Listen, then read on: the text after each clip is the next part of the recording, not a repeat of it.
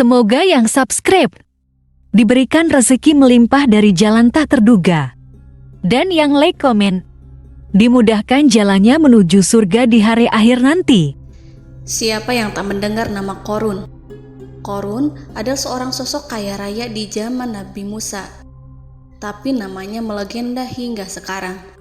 Kisahnya diabadikan dalam Al-Quran, bahkan menjadi peribahasa atau ungkapan di masyarakat guna menggambarkan seseorang yang mirip dengan tabiatnya atau menisbatkan harta yang ditemukan terpendam dalam tanah sebagai harta Qorun.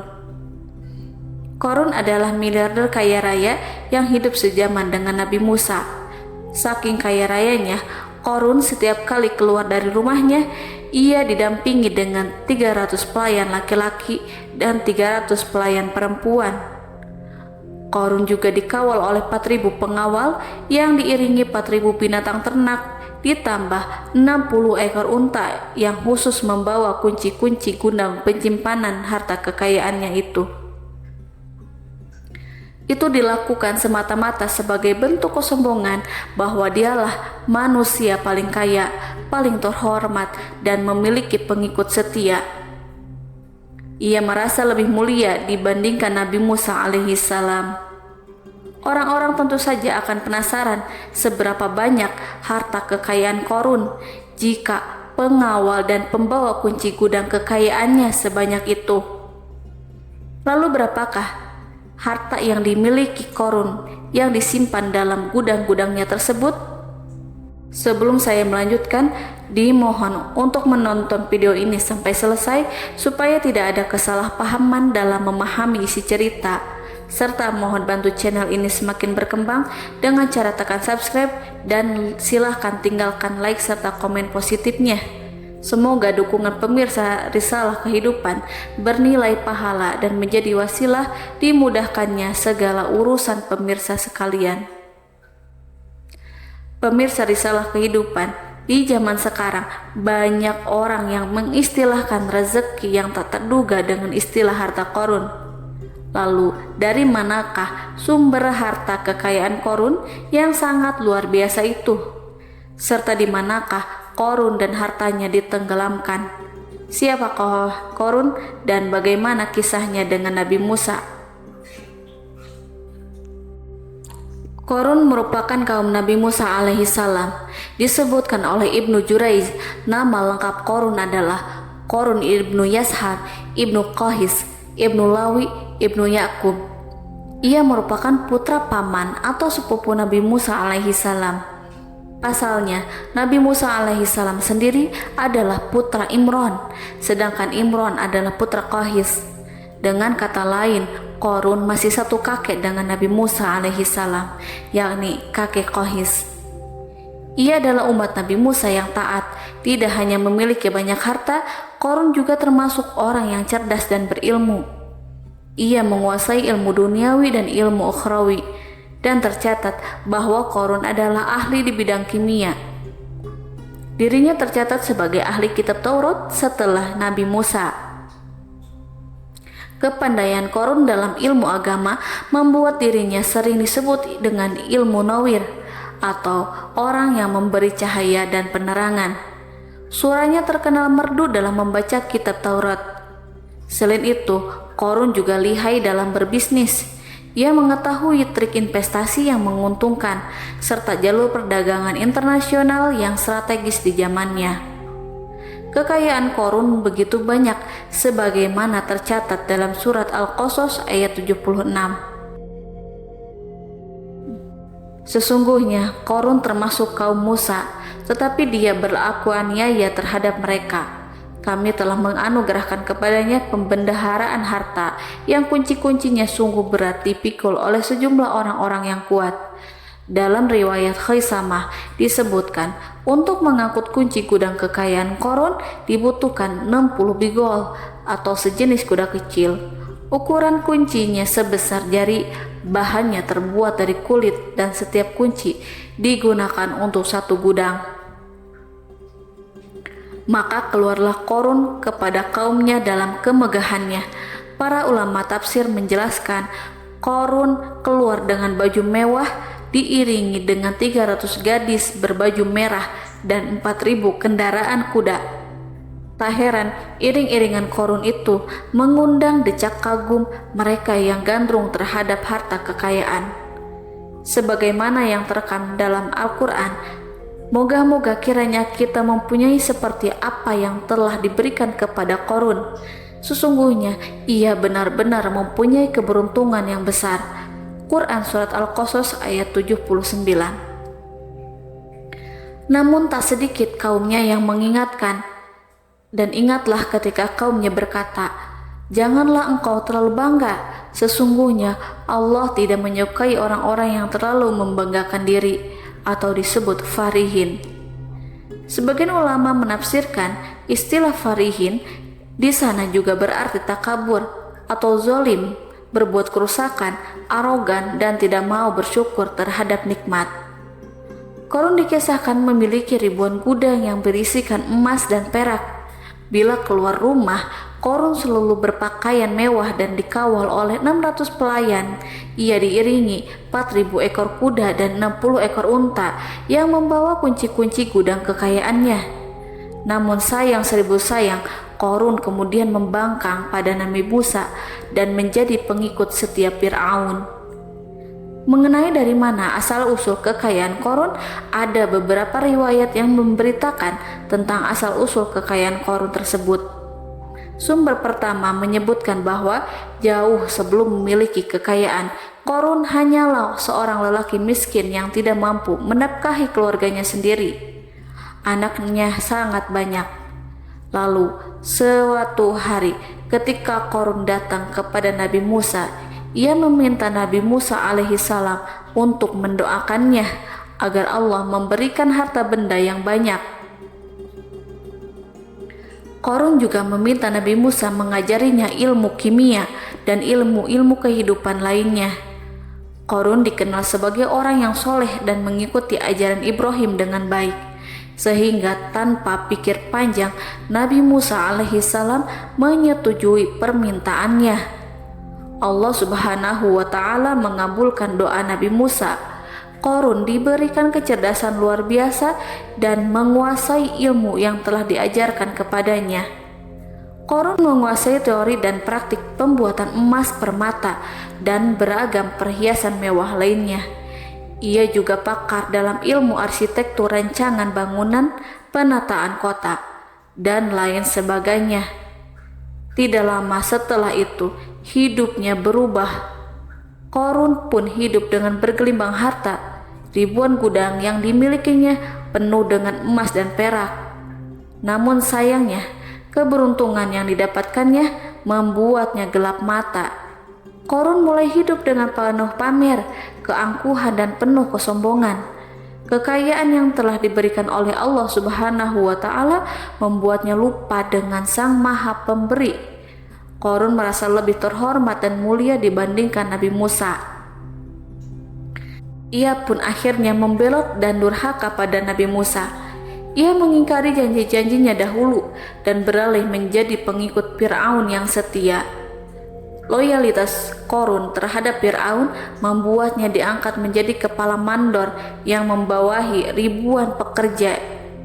Dikisahkan bahwa Korun bersikap semena-mena terhadap para pekerja. Ia tega memotong upah mereka. Ia melakukan korupsi demi membangun istana dan kemegahannya sendiri, dan untuk membangun gudang-gudang penyimpanan harta yang telah ia kumpulkan jauh-jauh hari. Ketika datang perintah zakat, Nabi Musa alaihissalam pergi menemui Korun dan memerintahkannya mengeluarkan zakat sebesar 1 dinar dari setiap 1.000 dinar, 1 dirham dari setiap 1.000 dirham, 1 kambing dari setiap 1.000 kambing, dan seterusnya. Setelah Korun menghitung seluruh hartanya, ternyata jumlah zakatnya sangat besar. Kekikirannya pun mulai menghalangi hatinya untuk mengeluarkan zakat.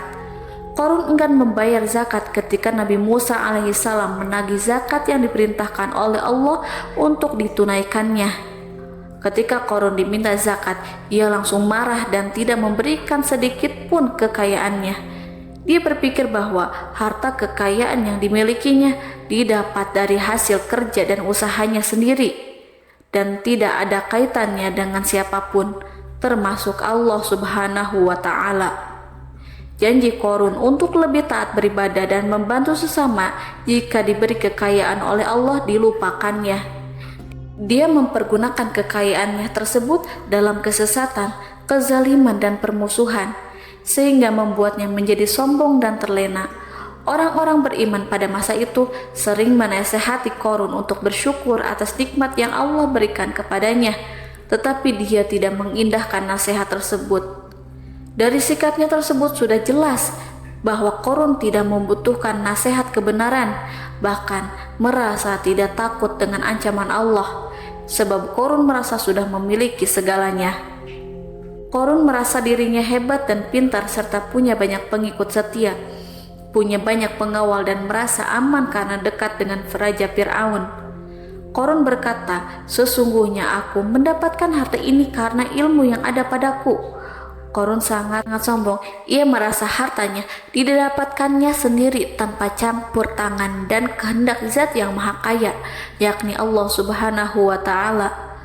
Apakah Korun lupa ataukah ia tidak tahu bahwa Allah telah membinasakan orang-orang sombong sebelumnya, yang bahkan lebih kuat darinya, yang lebih kaya darinya, yang lebih banyak pengawalannya, lebih kokoh dan tak terkalahkan dibanding dirinya? Karena terdorong sifat kikir dan angkuh, maka Korun membuat rencana untuk melakukan tipu daya agar dia terlepas dari kewajiban membayar zakat. Dia ingin menjatuhkan nama baik dan citra baik Nabi Musa alaihissalam. Kemudian dia mengumpulkan tokoh-tokoh konglomerat Bani Israel. Ia berkata kepada mereka, "Wahai saudara-saudaraku, terhadap apa yang diperintahkan Musa untuk membayar zakat, apakah kalian akan mematuhinya? Sekarang dia hendak mengambil harta yang ada di tangan kalian, maka pikirkanlah suatu cara untuk menghindari perintahnya."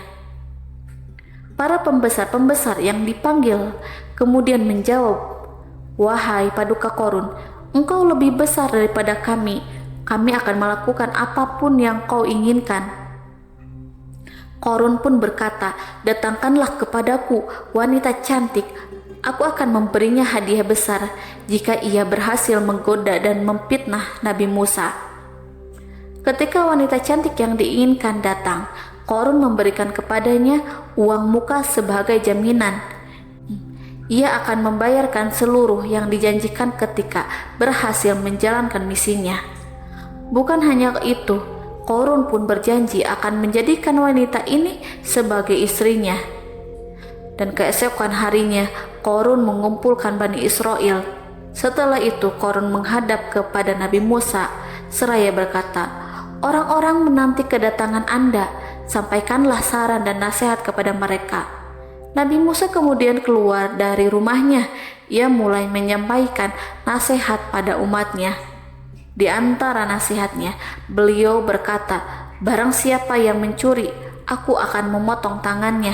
Barang siapa yang memfitnah, aku akan mencambuknya sebanyak 70 kali. Barang siapa yang tidak mempunyai istri dan dia berbuat zina, maka aku akan mencambuknya sebanyak 70 kali. Adapun barang siapa yang memiliki istri dan dia berbuat zina, aku akan rajam dia sampai mati." Korun kemudian berkata, "Apakah ini juga berlaku untuk Anda jika Anda sendiri yang berbuat zina? Apakah Anda akan menerima hukumannya?" Kemudian Nabi Musa menjawab, "Ya, meskipun saya sendiri yang melakukannya." Maka kemudian Korun memanggil wanita yang telah dibayarnya. Wanita itu berdiri di depan Nabi Musa dan Bani Israel yang telah berkumpul. Dia mengaku sedang hamil karena telah berhubungan badan dengan Nabi Musa.